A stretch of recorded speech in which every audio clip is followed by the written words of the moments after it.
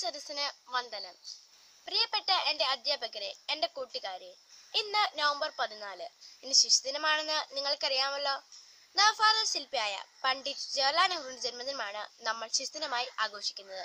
കുട്ടികൾ സ്നേഹപൂർവ്വം ചാച്ചാജി എന്ന് വിളിച്ചിരുന്ന അദ്ദേഹത്തിന് കുട്ടികളെ വളരെയധികം ഇഷ്ടമായിരുന്നു. അദ്ദേഹത്തോടുള്ള ആദരവ് കാരണമാണ് നവംബർ 14 ശിശുദിനമായി ആഘോഷിക്കുന്നത്. അതുപോലെ തന്നെ പ്രാഥമിക വിദ്യാഭ്യാസം പൂർണ്ണമായും സൗജന്യമാക്കിയത് ചാച്ചാജിയാണ്. ഗ്രാമങ്ങൾ തോറും ആയിരക്കണക്കിന് വിദ്യാലയങ്ങൾ ചാച്ചാജി നിർമ്മിച്ചു. സ്വതന്ത്ര ഇന്ത്യയുടെ ആദ്യത്തെ പ്രധാനമന്ത്രിയായിരുന്ന അദ്ദേഹം അലഹാബാദിലാണ് ജനിച്ചത്. പിതാവിന്റെ പേര് പണ്ഡിറ്റ് മോത്തിലാൽ നെഹ്റു, മാതാവ് സ്വരൂപ റാണി. ഇന്ത്യ കണ്ടെത്തൽ, മകൾക്കയച്ച കത്തുകൾ എന്നിവ ഇദ്ദേഹത്തിന്റെ കൃതികളിൽപ്പെട്ടതാണ്.